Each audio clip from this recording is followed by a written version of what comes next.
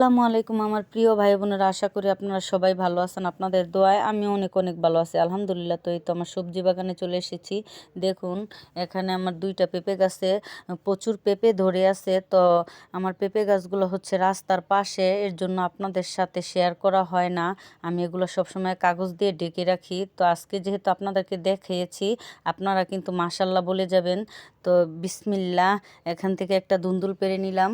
তো এখন প্রচুর শীত, তারপরও আমার বাগানে এত ধুন্দুল ধরতাছে আর এত সিম ধরতাছে, এগুলো তো খেয়ে শেষ করার মতো কথাই না।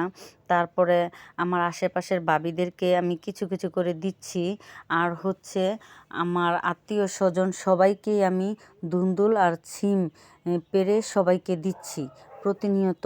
তো দেখুন কিভাবে এখনো কত সিম ফুল ধরে আছে। আর দেখুন প্রচুর ধুন্দুল ধরে আছে, ছোট বড় মাঝারি। দেখুন কত ধুন্দুল ধরে আছে, মাশাল্লাহ মাশাল্লাহ। পাতার নিচে প্রচুর ধুন্দুল ধরে আছে আর প্রচুর সিম ধরে আছে।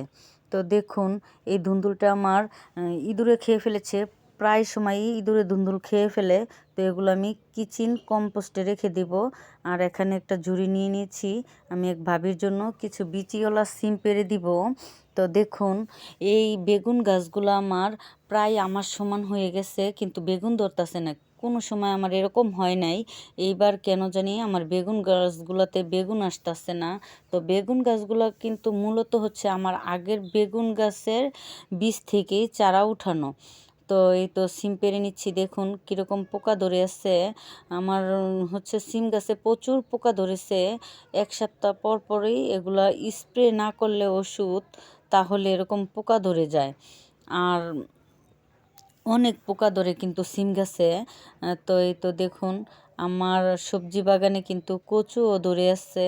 এই তো কত কচু হয়ে আছে। তো সিম পাড়া শেষ, দেখুন শুধু বিচিওয়ালা সিম সিম দেখতে কতটা সুন্দর লাগতেছে। তো মাশাল্লাহ বলবেন। আজ এ পর্যন্তই, ভালো থাকবেন, সুস্থ থাকবেন, আল্লাহ হাফেজ।